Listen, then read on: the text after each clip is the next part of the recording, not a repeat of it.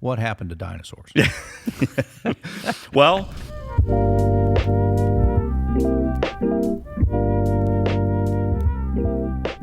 there's overwhelming evidence that says that about 65 million years ago, the dinosaurs were wiped out by a meteor that hit the Earth. And this is, one of the ways we age the Earth is through a process called radiometric dating. And it's extremely reliable and extremely accurate, regardless of what some might tell you. But one of the things that we notice, and the reason why we believe our planet is about 4.5 billion years old, is because when we do different forms of radiometric dating on different rocks and materials, we get all kinds of variations in their age. But when you get to 4.5 billion years, that's it. There's a cutoff. There's never any that's older than that. And then when meteors hit the Earth, when we do radiometric dating on the materials in those, they're always 4.5 billion years. And the reason why is on Earth, geological processes can kind of reset the clock, and you can get rocks of different ages because they've been newly formed. But the meteors that are in orbit in our solar system, they don't have geologic forces. They just sit there and age, And so all of those are about 4.5 billion years old. So there's a crater impact on Earth where that we say, hey, we think this made the dinosaurs go extinct. And that impact was so large that we were able to calculate that it would have sent particles of itself throughout the atmosphere and cover the entire planet. And then it would have settled. And then the natural geological processes would cover that up with more and more layers. And so what we do is we dig down and we get to this level where we think that it happened about 65 million years ago. And so that's how far we go in the geologic layers, right? And all the way we can do sort of radiometric dating on elements, and we get this is 20 million years ago, this is 30 million years ago. As we go down, it gets older and older. And then we get to this place, this little layer, where all of a sudden the elements in that layer, 4.5 billion years. 4.5 billion years.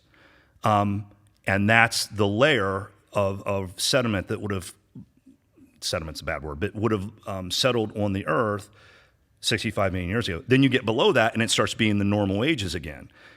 All the fossils of dinosaurs, 100% of them, go up right to that layer and stop. Wow.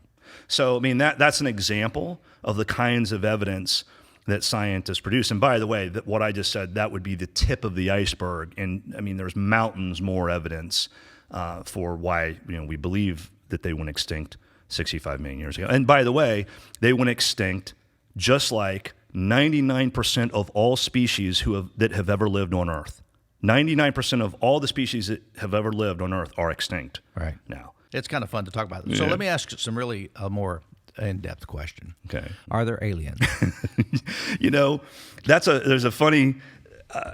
good question.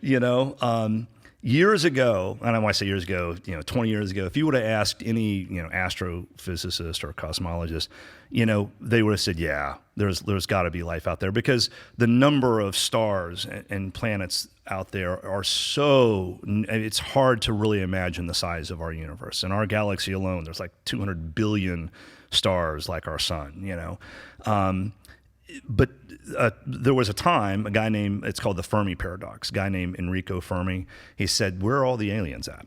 And what he meant by that was, given the age of the universe and when our planet formed and our galaxy formed and so forth, if life is at all common, I mean, even if you're talking 1 in a million, if 1 in a million planets like Earth developed intelligent life like us, then the chances that some of them would have formed 1 million years before us, and many of them maybe, even at our present level of technology, those people should have spread out into the galaxy to the point where that we couldn't help but notice them. Right. But we don't.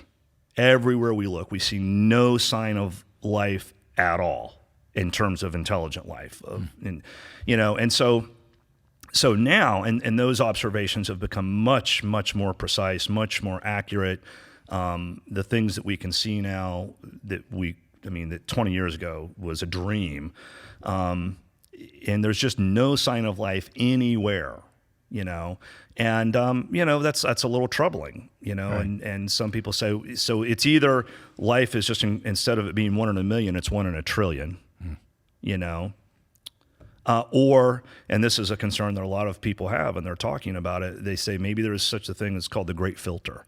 In other words, intelligence turns out to be something that isn't a survival mechanism. In the long run, we end up blowing ourselves up. Right. And that there's at some point of technological advancement, we run into something, intelligent life runs into something that ends up annihilating them. Right. And so a lot of scientists today say, hey, maybe we need to be thinking about that. We're headed toward this great filter. How can we get around it, So one more question. What about intelligent life or aliens or some from other places are responsible for pyramids and some of the natural phenomena that we can't explain on the Earth? Yeah. How do you respond to that?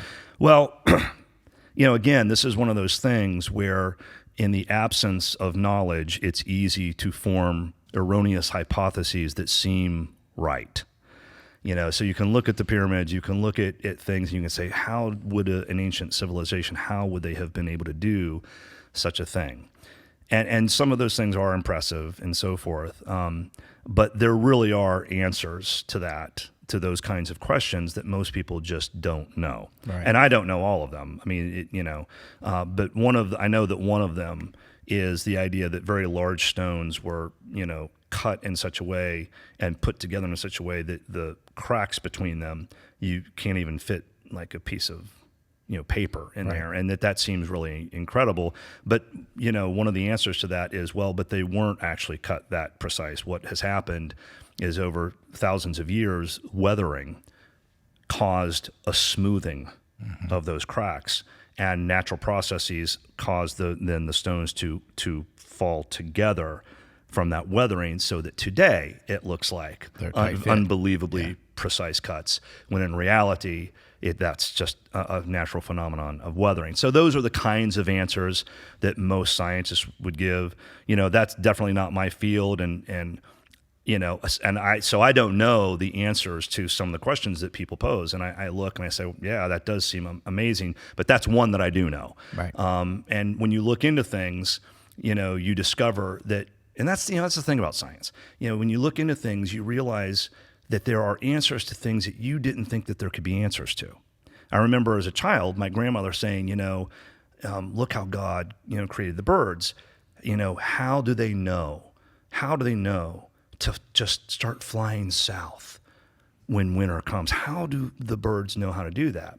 And that seems a bit of an enigma until you discover that birds have a polar molecule in their brain, and literally that aligns with the magnetic field of the Earth.